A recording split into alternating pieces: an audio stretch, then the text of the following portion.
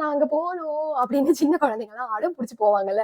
Literally அது மாதிரிதான் இந்த வாட்டி நான் அழுது கீழே புரண்டு கத்தல அவ்வளவுதான் அப்படிங்கிற ரேஞ்சுக்கு தான் நான் புக் ஃபேருக்கு போனதே. அது இந்த வாட்டி புக் ஃபேருக்கு போனதே ஒரு சுவாரஸ்யமான கதை அப்படின்னு சொல்லலாம். பட் அதை இன்னொரு நாளைக்கு நம்ம பேசுவோம். பட் இந்த வாட்டி அவ்வளவு கஷ்டப்பட்டு போனாலும் வர்த் டூட் அப்படிங்கிற ரேஞ்சுக்கு இந்த வாட்டி புக் ஃபேர் ரொம்ப ரொம்ப சாட்டிஸ்ஃபையிங்கா அனுபவிச்சு பார்த்துட்டு வந்தேன் அப்படின்னு சொல்லலாம். ஏன்னா சின்ன வயசுல ஸ்கூல் டேஸ் படிக்கிறப்போ ஈரோட்ல புக் ஃபேருக்கு அப்பா கூட்டிட்டு போவாங்க.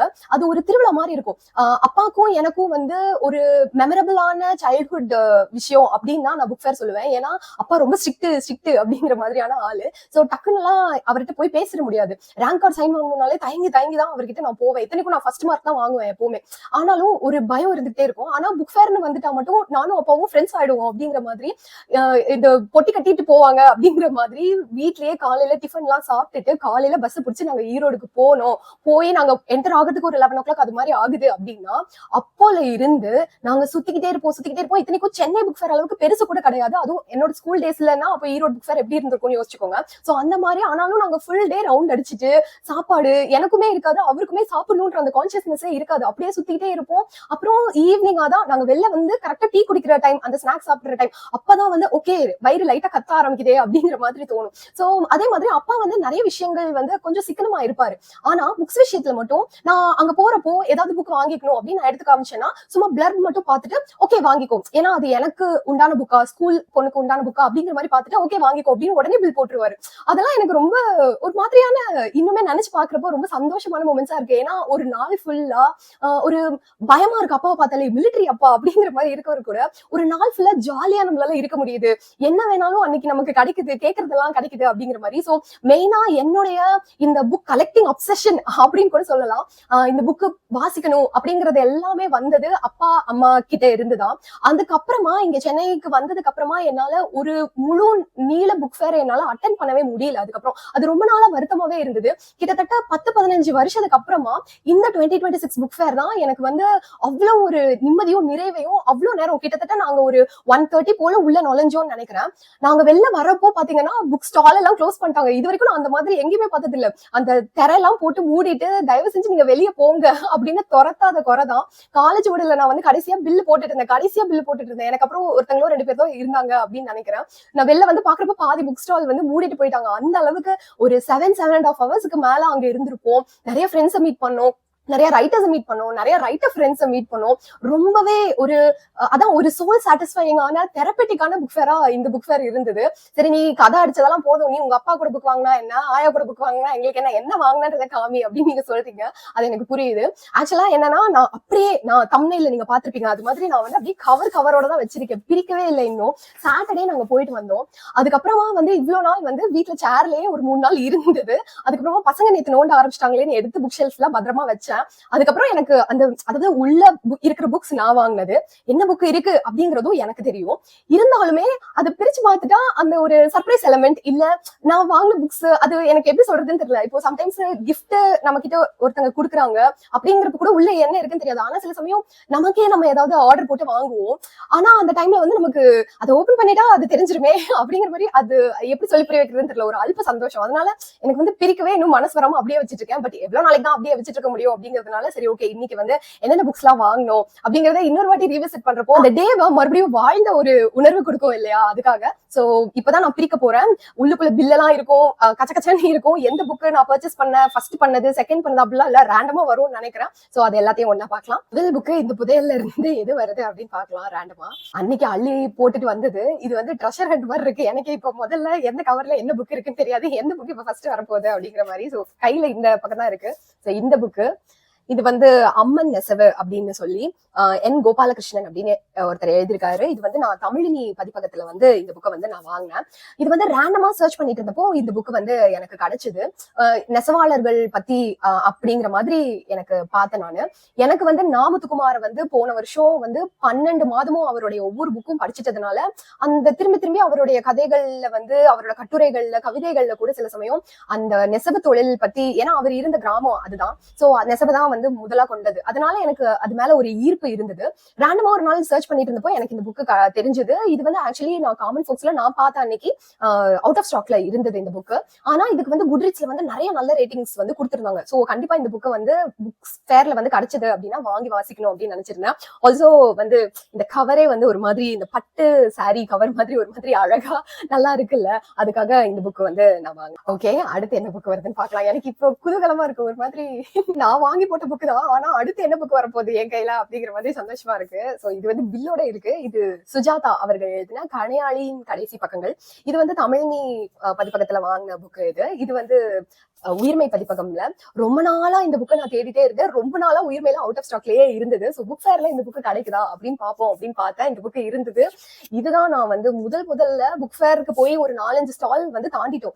எனக்கு வந்து இந்த வாட்டி புக்கு முடிஞ்ச அளவுக்கு பர்ச்சேஸ் பண்ணக்கூடாது, ஏன்னா பட்ஜெட் மீறி போயிடுது, வெக்கவும் இடம் இல்லை அப்படிங்கிற மாதிரி நிறைய ப்ராப்ளம் வர்றதுனால ஓகே பாப்போம் அப்படின்ற மாதிரி தான் நான் போயிருந்தேன். சோ ஃபர்ஸ்ட் 4-5 ஸ்டால் வந்து கைய கட்டி போட்ட மாதிரி இருக்கே அப்படிங்கிற மாதிரி தான் இருந்தேன். பட் உயிர்மையில தான் நான் வந்து ஃபர்ஸ்ட் வந்து ஒரு பெரிய அமௌண்ட்டுக்கு வந்து பர்ச்சேஸ் பண்ணிட்டேன் அப்படிங்கிற மாதிரி. ஏன்னா இந்த புக்கு பார்த்துட்டு என்னால விடவே முடியல. ரொம்ப நாளா அவுட் ஆஃப் ஸ்டாக்ல இருந்த புக்கு. இவர் வந்து கணையாழி அப்படிங்கிற அந்த பத்திரிகையில வந்து கடைசி பக்கங்கள்ல இவர் வந்து ஒரு சின்ன கட்டுரை மாதிரி துணுக்கு மாதிரி அந்த மாதிரி நிறைய விஷயங்கள் எழுதி இருந்திருக்காரு. சோ அதோடைய என்டையர் கலெக்ஷன் தான் இந்த புக்கு. இது வந்து ஆக்சுவலா காமன் ஃபோக்ஸ்ல இன்னொரு எடிஷன் ஒன்னு இருந்தது, ஒரு குட்டி எடிஷன் கம்மி விலைக்கு. பட் அதுல வந்து ஃபுல் என்டையர் கலெக்ஷன் கிடையாது, கொஞ்சோண்டு தான் இருக்கு. பட் இதுல வந்து அதுக்கப்புறமா திருத்தி எல்லாம் நிறைய ஆட் பண்ணிருக்காங்க அப்படின்ற மாதிரி இது முன்னுரையில கொடுத்துருக்காங்க. நான் படிச்சு பார்த்தேன். ஆக்சுவலி இது வரைக்குமே நான் சுஜாதாவோடது 3 புக்ஸ் தான் படிச்சிருக்கேன். அதுல 2 நான் ஃபிக்ஷன், ஒன்னு வந்து எண்ணினிய எந்திரா. சோ அந்த நான் ஃபிக்ஷன் ரெண்டுலயுமே நிறைய இன்ஃபர்மேஷன் கொடுத்ததோட இல்லாம towards the end of the book ஒரு பேட்டி மாதிரி, அதாவது வாசகர்கள் வந்து லெட்டர்ஸ் எழுதி போட்டிருப்பாங்க, அதுக்கு வந்து ரிப்ளை பண்ற மாதிரி அவர் வந்து ஒரு இது கொடுத்துப்பாரு. அவ்வளவு காமெடியா இருக்கும். சோ எனக்கு வந்து அது ரொம்ப இன்ட்ரீகிங்கா இருந்தது. இந்த புக்கை பார்த்த உடனே இன்ட்ரெஸ்டிங்கா இருந்தது இதோட பிளர்ப். சோ என்னென்ன எழுதிருப்பாரு அப்படின்னு தெரிஞ்சுக்கணும் அப்படின்றதுனால சோ இந்த புக் நான் வாங்கினேன். உதயில இருந்து அடுத்து என்ன புக் வருது அப்படின்னு பாக்கலாம். எனக்கு ஒவ்வொரு புக்கு எடுக்கிறப்பமே ரொம்ப சந்தோஷமா இருக்கு. சோ இந்த புக்கு ஆக்சுவலி இந்திய சிறுகதைகள். இது வந்து ஒரு அறிமுகம், லட்சுமி சரவணகுமார் அவர்கள் வந்து எழுதின இந்த புக்கு.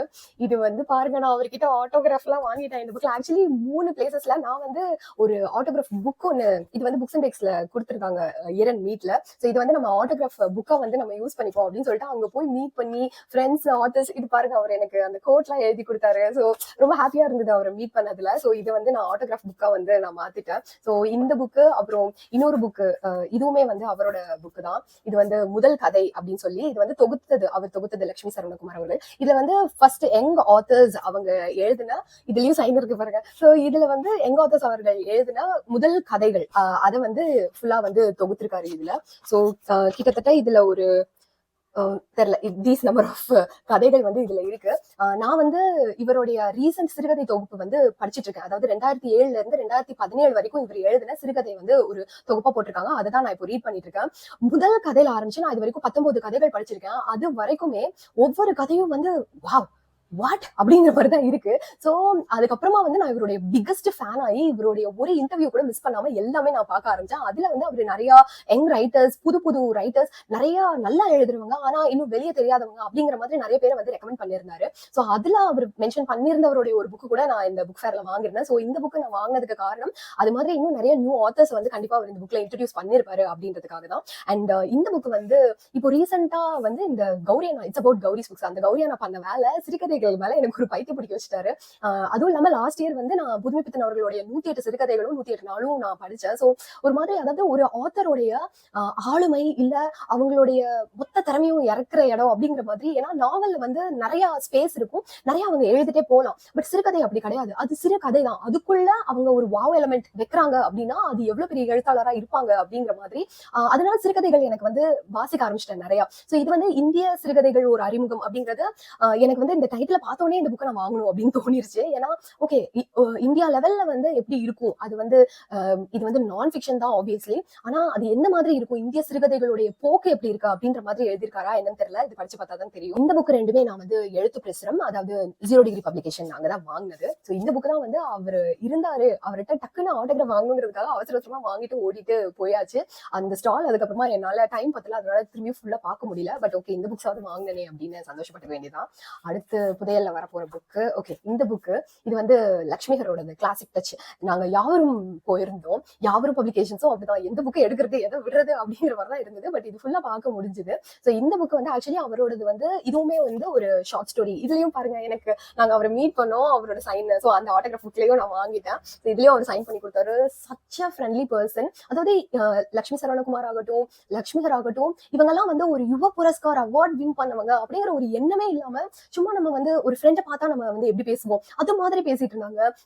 நான் வந்து லட்சுமி சரவணகுமாரோட ஸ்டோரிஸ் பத்தி எல்லாம் அவர்கிட்ட ஷேர் பண்ணிட்டு இருந்தப்போ அவர் வந்து ஓகே நான் இப்படி எழுதுனேன் அப்படி எழுதுனேன் அப்படிங்கிற மாதிரி எல்லாம் பேசினப்போ ஒரு எப்படி ஒரு அதாவது நிறை குடம் தழும்பாது அப்படின்னு சொல்லுவாங்க, அந்த மாதிரியான மனிதர்களா இருக்காங்களே இவங்க அப்படின்ற மாதிரி ரொம்ப ஆச்சரியமா இருந்தது. லட்சுமியுமே அப்படிதான் ரொம்ப ரொம்ப ரொம்ப கேஷுவலா பேசினாரு எங்க கிட்ட. அது ஒரு மாதிரி நல்லா இருந்தது அந்த ஃபீல். சோ இதுவுமே வந்து அவருடைய சிறுகதை தொகுப்பு தான் இந்த புக்கு கிளாசிக் டச்னா. யாவருமே நாங்க வந்து இவருடைய புலிசாரை இல்லாம மொத்தமா 3 ஷார்ட் ஸ்டோரி கலெக்ஷன் பார்த்தோம். அதுல வந்து நான் இது பிக் பண்ணிருந்தேன். ஃபார்ச்சுனேட்லி நாங்க ஸ்டால்ல பாத்துட்டு இருந்த டைம்ல அவரும் அங்க இருந்ததுனால டக்குன்னு இந்த புக் பிக் பண்ணி அவர்கிட்ட சைன் வாங்கிட்டு வந்துச்சு. சோ இதுவுமே ஒரு ஷார்ட் ஸ்டோரி கலெக்ஷன் தான். சோ இந்த வாட்டி நான் நிறைய ஷார்ட் ஸ்டோரி கலெக்ஷன் வாங்கினா தெரியல, அது பார்த்தா தான் தெரியும். பட் இதுவுமே ஒரு ஷார்ட் ஸ்டோரி கலெக்ஷன் தான். அடுத்து புதையல்ல இருந்து வரப்போறது இந்த புக்கு நின்றெறியும் சுடர் அப்படின்னு. சோ ஜெயன் கோபாலகிருஷ்ணன் அப்படிங்கிறவர் எழுதியிருக்காரு. எனக்கு ஆக்சுவலி இந்த புக் இதுவுமே யாவரும்ல வாங்கினதா. இது வந்து எனக்கு ஐ ஹவ் நோ ஐடியா. யாவரும்ல வந்து நாங்க பாத்துட்டு இருந்தப்போ ஆக்சுவலி இப்ராஹிம் இருக்காரு இல்லையா, ஆர்மியா ரீட்ஸ், அவர் வந்து எங்க கூட ஜாயின் பண்ணாரு. அவரும் அந்த டைம்ல புக் ஃபேர் வந்திருந்தாரு. சோ அவர் வந்து சஜஸ்ட் பண்ணி அவர் எனக்கு கிஃப்ட் பண்ண புக் தான் இந்த புக். ஆக்சுவலி இதுவுமே வந்து சிறுகதை அப்படின்னு தான் போட்டிருக்காங்க. இந்த வாட்டி எனக்கு நிறைய சிறுகதை வந்திருக்கு அப்படின்னு நினைக்கிறேன் தானே போல. சோ இந்த புக் வந்து அவர் சஜஸ்ட் பண்ணாரு. அவர் எப்பவுமே வந்து இப்படி ஒரு பேரை கேள்விப்படலையா, ஆனா அருமையான புக்கா இருக்கும் போலயே அப்படின்னு இருக்கும் அவரோட ரிவ்யூ, அவரோட சஜஷன் எல்லாம் பாக்குறப்போ. சோ கண்டிப்பா இதுவும் வந்து அருமையான புக்கா தான் இருக்கும் அப்படின்னு எனக்கு நம்பிக்கை இருக்கு. சோ இதையும் வந்து நான் படிச்சுட்டு சொல்றேன். அடுத்து இந்த புக்கு முத்தி அப்படின்னு சொல்லி புகழ் அப்படிங்கிறவர் எழுதியிருக்காரு. இது வந்து கிரியால இருந்து வாங்கினது. ஆக்சுவலா இது நான் வாங்கல, கோலியா இருக்காரு இல்லையா, புக்ஸ் ஆஃப் கோலியா, அவர் வந்து எனக்கு பிரசன்ட் பண்ணது. அவரையும் நாங்க வந்து புக் ஃபேர்ல மீட் பண்ணோம். ஆட்டோகிராஃப் புக்ல வந்து நான் சைன் வாங்கிட்டேன். சோ இது வந்து அவரு பிரசன்ட் பண்ணது. இதுவுமே ஆக்சுவலி வந்து பாருங்க சைன் போட்டு கொடுத்துருக்காரு. சோ இதுவுமே வந்து ஒரு ஷார்ட் ஸ்டோரி கலெக்ஷன் அப்படிங்கிற மாதிரி தான் அவர் சொன்னாரு. இதுல 2-3 கதை கூட சொன்னாரு, நல்லா இருக்கும் படிச்சு பாருங்க அப்படின்னு சொல்லிட்டு கொடுத்தாரு. சோ இது நான் இதை ஓபன் கூட பண்ணி பார்க்கல. சோ இது பாருங்க, ஏதோ பழைய பேப்பர் கட்டிங் போல இருக்கும் போல இருக்கு. டச் பண்ண அப்படிதான் தெரியல. சோ இதுவுமே அப்படிதான் இருக்கும் போல இருக்கு. சோ இந்த புக்கு நல்லா இருக்கும்னு சொல்லி அவர் ரெக்கமெண்ட் பண்ணது. இதுவுமே ஷார்ட் ஸ்டோரி கலெக்ஷன். சோ நான் படிச்சுட்டு சொல்றேன். அடுத்தது புதையல்ல இருந்து என்ன வருது அப்படின்னா, ஆக்சுவலி நிறைய பில்லு வந்திருக்கு. அடுத்தது புதையல்ல இருந்து என்ன வருதுன்னு பாக்கலாம். வாவ், இந்த புக்கு பாரதியார் சரித்திரம். இது வந்து வஉசி நூலகம்ல வந்து நாங்க போய் பார்த்துட்டு இருந்தோம். ஆக்சுவலி கோலியா வந்து ஒரு புக்கு சஜஸ்ட் பண்ணியிருந்தாரு, நீங்க வந்து வஉசி நூலகம்ல அது கிடைக்கும் போய் பாருங்க அப்படின்னு. சோ அதுக்காக நான் போனது. பட் அங்க வந்து ஆக்சுவலி பாரதியாரோட நிறைய புக்ஸ், வஉசியோட நிறைய புக்ஸ் எல்லாம் என்னோட டிபிஆர்ல இருந்தது. சிலதெல்லாம் இந்த மாதிரி புக்கு. இது என்ன தெரியுமா, ஆக்சுவலி இந்த புக்கு செல்லம்மாள் பாரதி எழுதினது. இது வந்து பாரதி இதெல்லாம் இன்னும் அப்படியே உள்ள இருக்கு. சோ இது பாரதியார் வந்து அவங்களுக்கு எழுதின சில லெட்டர்ஸ் எல்லாம் கூட இதுல இருக்கு. இங்க பாருங்க, சேமம், அதே நமஸ்காரம். அண்ட் நான் அங்க வந்து ஓபன் பண்ணி பார்க்கலாம் அப்படின்னு சொல்லிட்டு ஒரு பேஜ் ஓபன் பண்ணி பார்த்தப்போ சம்திங் ஒரு பேஜ் ஓபன் பண்ணி பார்க்கலாம் அப்படின்றப்போ இந்த பேஜ் தான் என் கண்ணில் பட்டுச்சு. படிச்ச உடனே எனதருமை காதலி செல்லம்மாளுக்கு அப்படின்னு அவர் எழுதி சைன் போட்டிருக்காரு, உனதன்பன் சி சுப்பிரமணிய பாரதி அப்படின்னு. ஆக்சுவலி இந்த புக் என்னோட டிபிஆர்ல இருக்குது. பட் இது வந்து செல்லம்மாள் பாரதி எழுதினது. அவங்க லெட்டர்ஸ் எல்லாம் இருக்கும் இதுல அப்படின்னு நான் எக்ஸ்பெக்ட் பண்ணல. பிகாஸ் பாரதி அப்படின்னு இருந்தோடனே நான் எடுத்து டிபிஆர்ல போட்டேன். சோ இந்த புக்கை வந்து இந்த வாட்டி புக் ஃபேர்ல பார்த்து வாங்குறது எனக்கு அவ்வளோ ஹாப்பியா இருந்தது. முக்கியமா வந்து அந்த ஓபன் பண்ணோடனே எனக்கு அந்த பேஜ் கிடைச்ச உடனே ஐயோ இப்படி இருந்தா நான் எப்படி வாங்காம போவேன், சரி வாங்க அப்படின்னு சொல்லி வாங்கிட்டேன். சோ இந்த புக் தான். சோ இது வந்து ஃபியோதர் தஸ்தோவஸ்கியோடைய வாழ்வும் கலையும். இது வந்து ஜிஎன் பணிக்கர் அப்படிங்கிறவர் எழுதியிருக்காரு. இதுதான் வந்து ஆக்சுவலி கோலியா வந்து சஜஸ்ட் பண்ண புக். இந்த புக் வந்து நீங்க படிச்சு பாருங்க. அதாவது தஸ்தோவஸ்கி இது வரைக்கும் நான் ஒயிட் நிக்ஸ் கூட படிச்சது இல்லை தஸ்தோவஸ்கியோடது. ஏன்னா அவருடைய ரீடிங் படிக்கிற அளவுக்கு எனக்கு வாசிப்பு அனுபவம் வந்துருச்சான்னு தெரியல அப்படிங்கிற தயக்கத்திலேயே நான் வந்து வச்சிருக்கேன். பட் இது வந்து அவர் சொன்னாரு, ஒரு ஹோல் ஐடியா கொடுக்கும் உங்களுக்கு.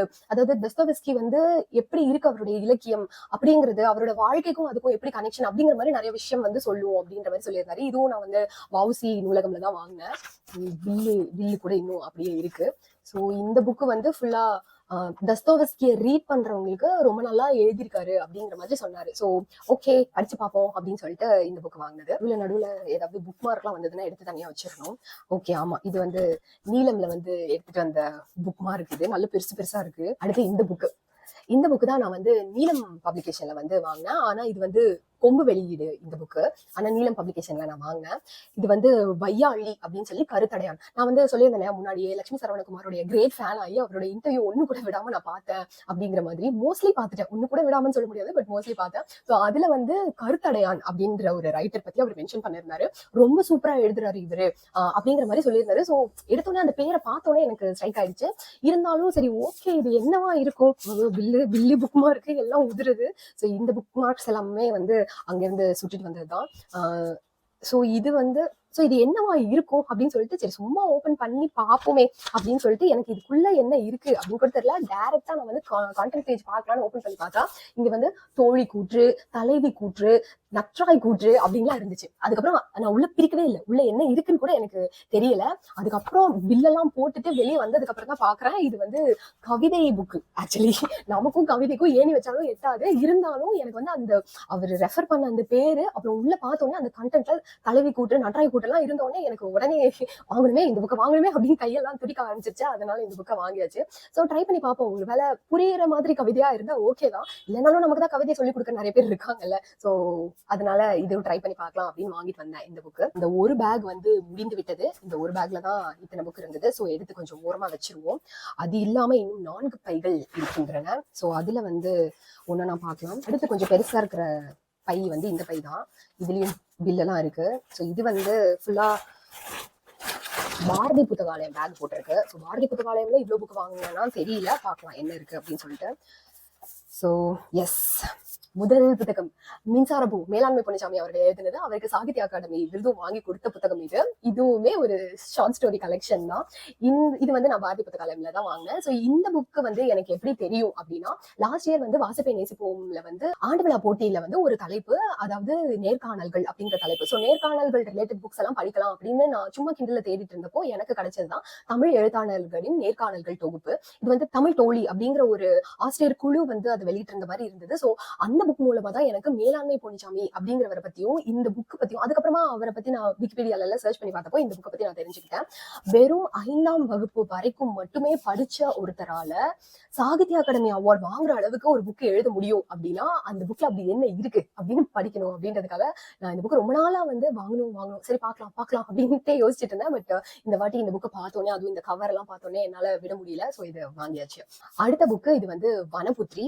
இதுவுமே வந்து நான் பாரதி புத்தகாலயம்ல தான் வாங்கினது. இது வந்து சா சுப்பாராவ் அவர்கள் எழுதினது. ஆக்சுவலா சா சுப்பாராவுடைய புக் ஒன்று யானைகளிடம் பேசுபவனா இல்ல யானைகளோடு பேசுபவனா எனக்கு தெரியல. அது வந்து நான் உயிர்மை பதிப்பகம்ல பார்த்தேன். பட் அதை வந்து வாங்கணும் அப்படின்னு கை போனாலும் சரி ஓகே, ஆல்ரெடி இங்க கொஞ்சம் பட்ஜெட் அதிகமா போயிடுச்சு அப்படிங்கிற மாதிரி இருந்ததுனால அதை விட்டுட்டு வந்துட்டேன். பட் பாரதி புத்தகாலயம்ல இந்த புக்கு, அதுவும் இந்த டைட்டில பார்த்தோன்னே என்னால விட முடியல. I really have no idea what this book is about. இது ஏதோ என்ன எழுதியிருக்காங்கன்னா, படைப்பின் நாயகியும் படைப்பாளனும் சந்திக்கும் ஒரு வினோதமான காலத்தில் நகர்ந்து செல்லும் ஆதிக்கதை, மறைக்கப்பட்ட தன் கதையை முழுமைப்படுத்த நினைக்கும் சீதையும், தான் எழுதிய கதையில் தான் அறியாத விஷயங்கள் நிறையவே இருக்கும் விந்தை கண்டு வியக்கும் வால்மீகியும் மாறி மாறி சொல்லும் ஒரு மறுவாசிப்பு. Wow, super. இது எனக்கு மித்தாலஜிக்கல் ஃபிக்ஷன் எனக்கு பிடிக்கும். இதை நான் எதிர்பார்க்கவே இல்லை. இது இப்பதான் நான் பிளர்பே படிக்கிறேன்.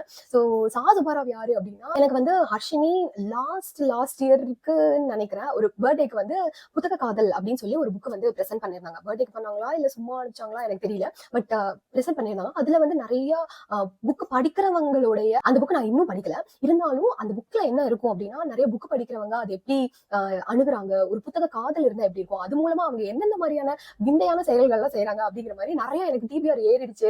ரொம்ப அருமையா இருந்தது அப்படிலாம் சொல்லியிருந்தாங்க. ஸோ கண்டிப்பா நல்ல ரைட்டரா தான் இருப்பாங்க அப்படின்னு சொல்லிட்டு நான், அதுவும் இல்லாம இவரோட ப்ரொஃபைல் வந்து நான் குட்ரிட்ஸ்ல ஃபாலோ பண்றேன். எல்லா புக்குமே வந்து விசித்திரமான ரொம்ப வித்தியாசமான டைட்டிலோட ரொம்ப நல்லா இருந்தது. ரேட்டிங்ஸும் எல்லாம் நல்லா இருந்தது. ஸோ இந்த புக் நான் வாங்கிட்டேன். ஆப்வியஸ்லி இந்த பிளர்பை படிச்சாலே தெரியுது கண்டிப்பா இது வந்து அருமையான ரீடா இருக்க போகுது அப்படின்னு.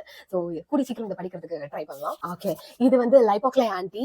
இது வந்து வடகிழக்கு இந்திய சிறுகதைகள். அகைன் இது வந்து ஒரு சிறுகதைகள் தொகுப்பு தான். இது வந்து தொகுப்பும் மொழியாக்கமும் சா சுப்பாராவ். ஸோ இதுவும் வந்து பாரதி புத்தகாலயம்ல வாங்கின ஒரு புக்கு தான். ஸோ இதுவும் சா சுப்பாராவ் வந்து டிரான்ஸ்லேட் பண்ண புக்கு.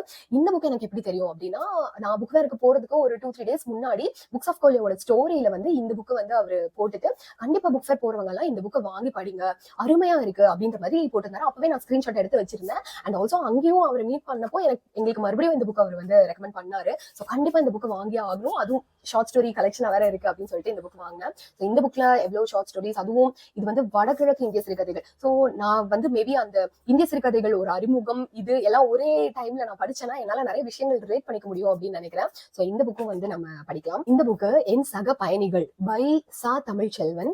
இதுவும் நான் பாரதி புத்தகாலயம்ல வாங்கின புக்கு தான். இந்த புக்ல வந்து பாத்தீங்கன்னா ஸோ இங்க இருக்கிற அத்தனை ஆத்தர்ஸை பத்தி இவர் எழுதியிருக்காரு அப்படின்னு நான் நினைக்கிறேன். ஸோ இங்க பாத்தீங்கன்னா தெரியுது கிட்டத்தட்ட 30 பேரு. கல்யாண்ஜி, வனநிலவன், அம்பை, கலாப்ரியா, விக்ரமாதித்தின், பூமணி, தேவதச்சன், சோ இத்தனை பேத்த பத்தி எழுதிருக்காரு அப்படின்னு நினைக்கிறேன். 30 பேத்த பத்தி என்ன இன்ஃபர்மேஷன் கொடுத்திருக்காரு. சோ நான் அந்த நேர்காணல்கள் புக் படிச்சதுல இருந்து அது மூலமா அதுல வந்து கிட்டத்தட்ட 15 ஆத்தர்ஸ் பத்தின இன்ஃபர்மேஷன், அவங்க ஒய்ஃப் கொடுத்த இன்டர்வியூ அதுதான் இருந்தது தவிர அது இல்லாம நிறைய பேரை பத்தி நான் வந்து தெரிஞ்சுக்கிட்டேன். சோ அப்போல இருந்து எனக்கு இந்த மாதிரியான புக்ஸும் பிடிக்க ஆரம்பிச்சிருச்சு. ஏன்னா நிறைய பேத்த பத்தி நம்ம தெரிஞ்சுக்கலாமே அப்படின்னு சொல்லிட்டு இந்த புக் நான் பிக் பண்றப்பே வந்து யார் யாரும் எனக்கு தெரியுது அப்படின்னு பார்த்தேன். சில பேர் தெரியலையே, ஓகே தெரிஞ்சுப்போம் அப்படின்னு சொல்லிட்டு வாங்கினதுதான் இந்த புக். ஆக்சுவலி பாரதி புத்தகாலயம் வந்து one of the must visit stalls அப்படின்னு நான் சொல்லுவேன். நிறைய அருமையான புக்ஸ், ஆனா ரொம்ப கம்மி விலையிலயும் வந்து கிடைச்சது. ஓகே, ஓல்காவோடது ஒரு பெண்ணின் கதை அப்படின்னு இதுவுமே வந்து நான் பாரதி புத்தகாலயம்ல தான் வாங்கினேன். இந்த புக்குமே வந்து எனக்கு என்ன இருக்கு அப்படின்னு I have no information. Olga அப்படிங்கிற பேரை பார்த்துட்டு அதை வந்து தமிழ்ல மொழிபெயர்த்தது கௌரி கிருபானந்தன் அப்படிங்கறத பார்த்துட்டு இந்த புக்கு வந்து ஆக்சுவலா எதனால வாங்கினேன் அப்படின்னா அந்த பேர்னாலதான் வாங்கினேன். அந்த 2 பேர்னாலதான். ஏன்னா நான் வந்து லாஸ்ட் இயர் மார்ச்ல வந்து ஓல்காவுடைய மீச்சி புக் வந்து படிச்சிருந்தேன். கௌரி கிருபானந்தன் மொழிபெயர்த்தது தான் அந்த புக்குமே. அந்த புக்கு வந்து ஒரு மித்தாலஜிக்கல் ஃபிக்ஷன். அதாவது சீதை வந்து ஒவ்வொருத்தங்களா போய் மீட் பண்றாங்க. சூர்பனகை, ஊர்மிளா, அந்த ராமாயணத்துல வர அத்தனை பெண் கேரக்டர்ஸையும் மீட் பண்றப்போ அவங்களுக்குள்ள கான்வர்சேஷன் எப்படி நடக்குது, அவங்களுடைய தாட் ப்ராசஸ் வந்து என்ன மாதிரி இருந்தது. அதுவும் அனுசையா பாட்லாம் வந்து எனக்கு படிச்சப்போ அனுசையா அகலிகை பாட்லாம் வந்து அவ்வளவு ரொம்ப நல்லா எழுதிருந்தாங்க. எனக்கு வந்து விச் இஸ் பெட்டர், ஒருவேளை ஒரிஜினலே அவ்வளவு நல்லா இருந்ததுனால இந்த புக்கு அவ்வளவு சிறப்பா இருக்கா, இல்ல டிரான்ஸ்லேஷன் அவ்வளவு அருமையா பண்ணிருக்கிறதுனால இந்த புக்கு அவ்வளவு நல்லா இருக்கா அப்படிங்கிற மாதிரி எனக்கு அவ்வளவு பிடிச்சு போயிடுச்சு அந்த புக்கு. சோ இந்த புக்கு வந்து அதனால இந்த 2 பேரையுமே வந்து மறுபடியும் ஒரு சேர எங்க பார்த்தாலும் வாங்கிருந்தோம் அப்படிங்கிற மாதிரி இந்த புக்கு நான் வாங்கிட்டேன். சோ இதுல வந்து பிளர்ப் என்ன கொடுத்திருக்காங்கன்னா, பிரபல தெலுங்கு எழுத்தாளர் ஓல்கா அவர்கள் எழுதிய சிறுகதைகளின் தமிழாக்கம். சோ இந்த வாட்டி எனக்கு என்னன்னு தெரியல, அதுவே தானா அமைஞ்சிருச்சு அப்படிங்கிற மாதிரி நிறைய சிறுகதைகள் வந்திருக்கு. இதுவுமே வந்து சிறுகதைகள் தொகுப்பு. சோ இதையுமே வந்து சீக்கிரமா படிச்சு முடிக்க ட்ரை பண்ணலாம். சோ பாரதி புத்தகாலயம்ல நிறைய அருமையான புத்தகங்கள் வாங்கியிருக்கேன் அப்படிங்கிறதுல கொஞ்சம் சந்தோஷமா இருக்கு. அடுத்து இந்த புக், இது வந்து 4ஆம் சுவர். இது வந்து யாவரும்ல வந்து வாங்கினது.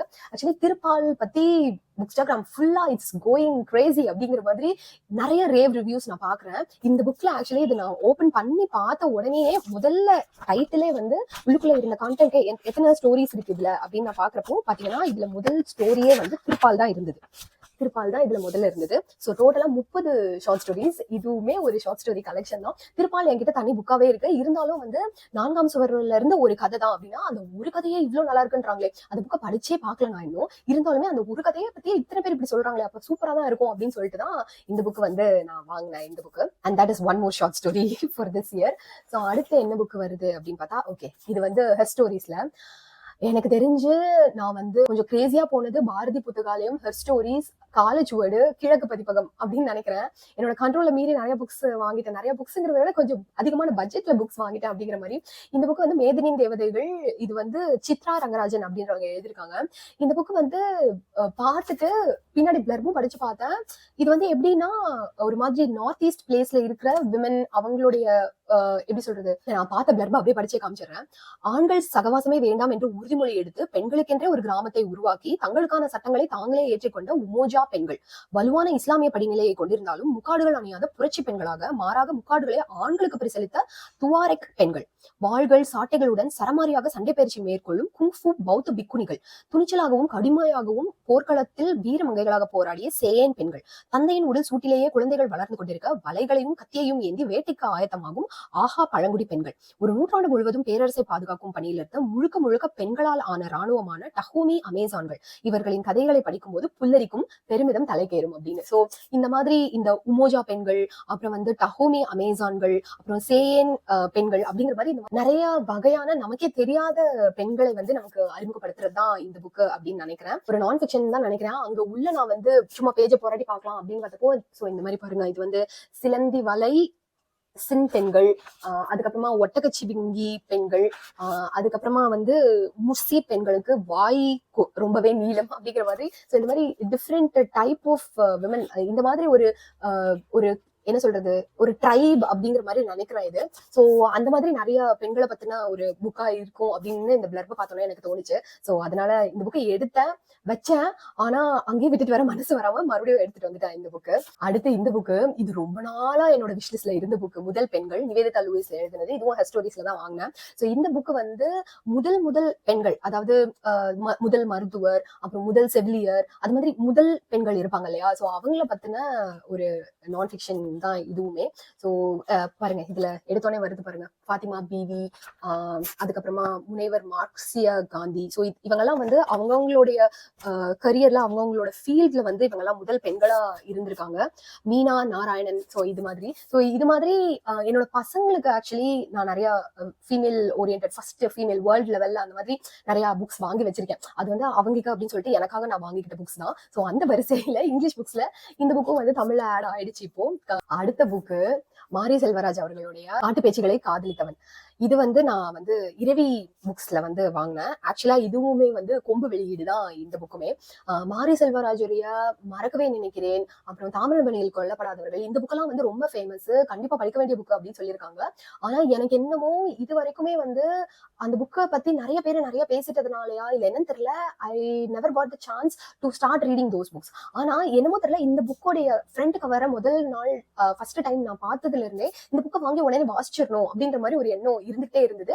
முக்கியமான காரணம் என்னன்னா, காட்டு பேச்சுகளை காதலித்தவன். இந்த ஆக்சுவலா இந்த பைசன் ரிலீஸ் ஆனப்போ ஐ வென்ட் கிரேசி அப்படிங்கிற மாதிரி அது ரிலேட்டடான எல்லா இன்டர்வியூஸும் நான் வந்து பார்த்துட்டு இருந்தேன். அதுல வந்து ஒரு இன்டர்வியூல அந்த காட்டு பேச்சு இருக்கு இல்லையா, அந்த பாட்டு வருது இல்ல, அந்த பாட்டுல அந்த காட்டு பேச்சு, மஞ்சனத்தி அப்படிங்கிற வார்த்தைகளுக்கெல்லாம் வந்து எப்படி அது வந்தது, அது அவர் எழுதின பாட்டு இல்லையா, சோ எப்படி அந்த வார்த்தைகளை அவர் யூஸ் பண்ணாருன்றதெல்லாம் மாரி செல்வராஜ் வந்து ஒரு இன்டர்வியூல சொல்லிட்டு இருந்தாரு. சோ அதனால எனக்கு வந்து காட்டு பேச்சு, மஞ்சனத்தி அப்படிங்கிற வார்த்தைகள் மேல ஒரு என்ன சொல்றது, ஒரு தனி ஆர்வமா இல்ல ஒரு ஈர்ப்பு இருந்த மாதிரி இருந்தது. சோ இந்த டைட்டில பார்த்த உடனே எனக்கு வந்து ஓகே வாங்கிடுவோம் அப்படின்னு சொல்லிட்டு வாங்கிட்டேன்.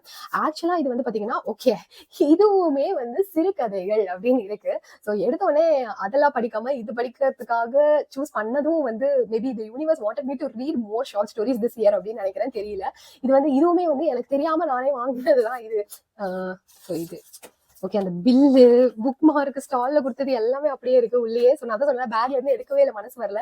ஸோ இந்த புக்கு வந்து அகைன் ஷார்ட் ஸ்டோரி, மோஸ்ட்லி மாரி செல்வராஜோடைய முதல் ரீடா இருக்கும் அப்படின்னு நினைக்கிறேன் எனக்கு இந்த புக்கு. அடுத்து இந்த பேக்ல இருக்கிற ஃபைனல் புக்கு, இது வந்து கழக புத்தகம் அப்படின்னு சொல்லி, இது ஆக்சுவலா வந்து கிழக்கு பப்ளிகேஷன் தான். ஆனா நான் வந்து ஹெஸ்டோரிஸ்ல வாங்கினேன், ஹெஸ்டோரிஸ்ல பார்த்தேன். ஏன்னா நிவேதிதா லூயிஸ் எழுதியிருக்காங்க இந்த புக்கு வந்து இதுவுமே வந்து அப்படிதான் எடுத்தேன், பிளர்ப படிச்சு பார்த்தேன், வச்சேன். அப்புறம் என்னால மறுபடியும் வச்சுட்டு வர முடியல. சரி எப்படியும் 2-3 புக்கு வாங்கிட்டோம், இதையும் சேர்த்து வாங்கிடுவோம் அப்படின்ற மாதிரி இந்த புக்கையும் நான் வாங்கிட்டு வந்துட்டேன். ஏன்னா இதோட பிளர்ப படிச்சுட்டு என்னால மறுபடியும் இந்த புக்கை வச்சுட்டு வர மனசு வரல எனக்கு அப்படிங்கிற மாதிரி. இது என்ன அப்படின்னா, அநீதிக்கு எதிராக போரிடும் குணம் ஆண்களுக்கு மட்டுமே உரித்தானது என்னும் அழுத்தமான நம்பிக்கை தான் இதற்கு காரணம். பொது புத்தியாகவே மாறிவிட்ட இந்த கருத்தை தலைகளாக திருப்பி போடுவதே கழக புத்தகத்தின் அடிப்படை நோக்கம். வரலாற்றில் இந்த இடுக்குகளை கவனமாக ஆராய்ந்து மறக்கப்பட்ட சில முக்கியமான பெண் கழகக்காரர்கள் மீது வெளிச்சத்தை பாய்ச்சுகிறது இந்நூல். சோ இத்தனை பேரு, கிட்டத்தட்ட 25 பேரு, பேகம், ஹஸ்ரத் மஹால், ஹானா ஸ்னெல் அப்படின்னு நிறைய பேர், இது வேர்ல்ட் லெவல்ல இருக்கும்னு நினைக்கிறேன். சோ ஒரு போராட்டம் அப்படின்னு வந்தப்போ ஆண்களை எப்பவுமே முன்னிலைப்படுத்துறோம், ஆனா நிறைய பேர் வந்து பெண்கள் இருந்திருக்காங்க, களத்துல இருந்திருக்காங்க அப்படின்றதோடைய கலெக்ஷன் அப்படின்னு நினைக்கிறேன். இது வந்து ஒரு இன்ட்ரெஸ்டிங் ரீடா இருக்க போது. ஏன்னா படிக்கிற ஒவ்வொரு அத்தியாயமும் வந்து அப்படியே சிரித்து போய் சில்லறை விட்டு ஆஹா பெண்ணினமே அப்படின்ற மாதிரி இருக்க போகுது அப்படின்னு நான் நினைக்கிறேன். கண்டிப்பா இந்த புக்கையும் வந்து சீக்கிரமா படிச்சிடணும். 5 பேக்ஸ்ல இப்பதான் 2 பேக் வந்து நம்ம வந்து முடிச்சிருக்கோம். ஆக்சுவலி இந்த வீடியோ மொத்தமா நான் எடுத்து மொத்தமா அதை பட்டி டிக்கரிங் பண்ணி எடிட் பண்ணி கொஞ்சம் ஸ்பீடப் பண்ணி எல்லாம் பண்ணாலும் கொஞ்சம் நேரமா போகும் அப்படின்னு நான் நினைக்கிறேன். அதனால பாட்டா ரிலீஸ் பண்ணா கூட மேபி சலிப்பு இல்லாம நீங்களும் பாப்பீங்க அப்படின்னு எனக்கு தோணுது. முடிஞ்ச அளவு அடுத்த பார்ட்லயே நான் வந்து மீதி இருக்கிற 3 பேக்ஸையும் வந்து காட்டிட ட்ரை பண்றேன். நெக்ஸ்ட் பார்ட்ல சந்திக்கலாம். தொடர்ந்து வாசிப்போம். பை.